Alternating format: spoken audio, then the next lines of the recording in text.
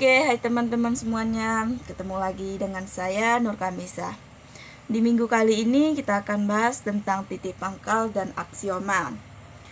Kita bahas dulu titik pangkalnya, yaitu koordinat kartesius. Sumbu X dan sumbu Y, jarak terhadap sumbu X dan sumbu Y. Contoh soalnya, diketahui titik A 3,3 dan titik B 4,-5, titik C min 5,2, titik D min 3,-4, titik E nya 0,6. Tentukan jarak setiap titik terhadap sumbu X dan sumbu Y. Oke, di sini saya sudah membuat diagram kartesiusnya, di mana sumbu X-nya ini dan sumbu Y-nya ialah ini. Nah, di diagram kartesius ini kita gambarkan titik-titiknya dulu. Di mana titik A-nya yaitu 3,3. Berarti X-nya 3 dan Y-nya 3. Jadi X-nya 3 di sini dan Y-nya 3 di sini. Kita tarik sumbu X-nya 3 dan sumbu Y-nya 3. Nah, kira-kira seperti ini. Nah, kemudian yang kedua titik B-nya 4,-5. Nah, berarti 4-nya X dan min 5-nya Y. Dimana di sini 4-nya X dan min 5-nya Y. Kita tarik titiknya.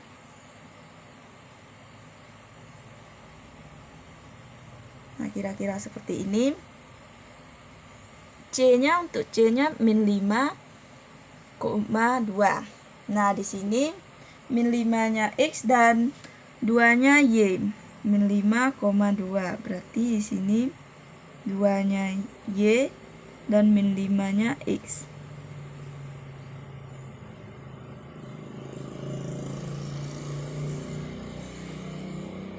Kemudian untuk titik D-nya min 3,-4.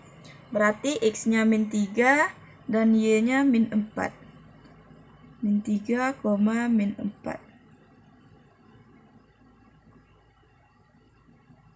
Nah, kira-kira seperti ini.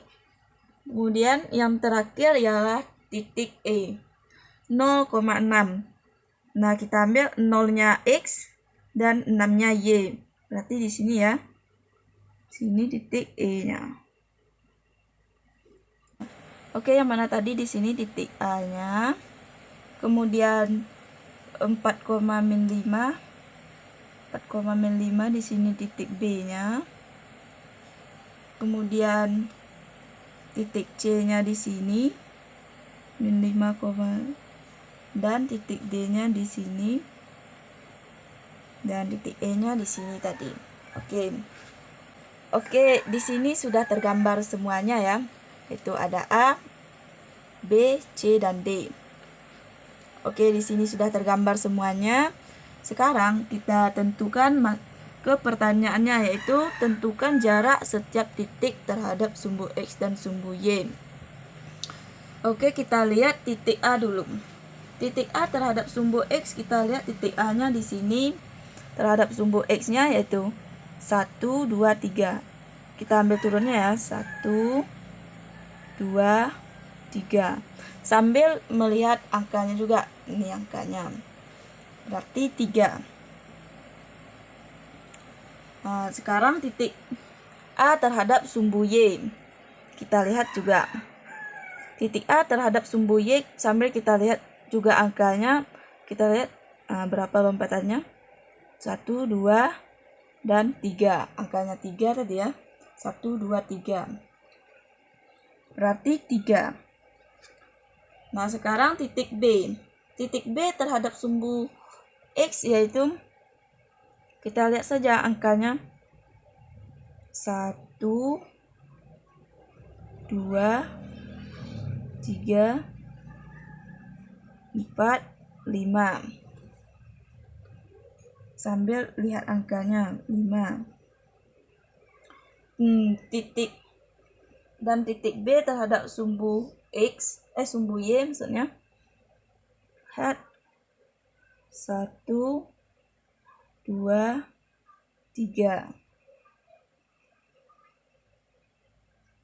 3. Nah, untuk C-nya titik C terhadap sumbu X-nya. Di sini kita lihat titik C-nya terhadap sumbu X-nya. Berarti turun ya. 1, 2. 1, 2. 2. Kemudian titik C terhadap sumbu Y-nya. Jadi di sini 1, 2, 3, 4, 5. Nah, sekarang untuk titik D-nya yaitu min 3, min 4. Berarti X-nya min 3, Y-nya min 4. Nah, ini agak keliru saya sedikit tadi. Berarti di sini Y-nya yang min 4 ya. Di sini Y-nya min 4. Berarti ini min 3. X-nya berarti ini tadi salah ya. Nah, berarti untuk titik D-nya terhadap sumbu X yaitu kita lihat terhadap sumbu X-nya berarti 1, 2, 3, 4. Berarti di sini 4 ya. 4. Dan untuk titik D-nya terhadap sumbu Y-nya 1, 2, 3. Berarti 3 ya. Di sini 3. Oke, yang terakhir ini ialah titik E. Nah, di sini titik E-nya untuk terhadap sumbu X. Mari kita lihat. 1, 2, 3, 4, 5, 6. Titik 6 ya. Terhadap sumbu X-nya 6. Nah, karena titik E ini ada di Y, maka jaraknya adalah 0. Karena titik E ini kan emang ada di Y, tidak ada jaraknya lagi, berarti jaraknya 0. Paham kan? Nah, inilah penjelasan dari titik pangkal. Oke, yang kedua ialah aksioma. Aksioma adalah pernyataan yang benar tanpa harus dibuktikan. Geometri sistem aksioma diperkenalkan pertama kali oleh Euclides sekitar 300 sebelum Masehi. Dasar aksioma Euclides menjadi landasan pemikiran geometrik klasik. Nah, contoh aksioma 1, melalui dua titik dapat dibuat sebuah garis. Jadi di sini kita buat titiknya ya.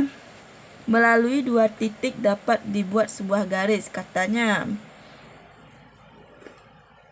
Melalui dua titik dapat dibuat sebuah garis.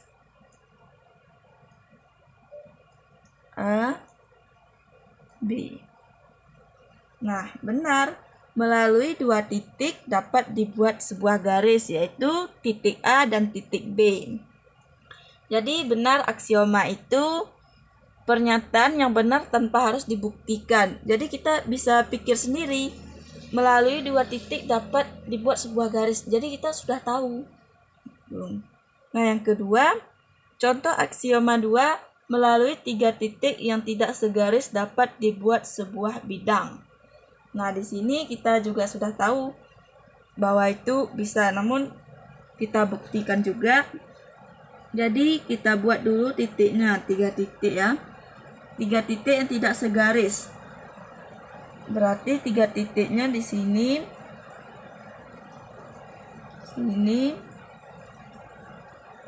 dan di sini. Kita tarik garisnya.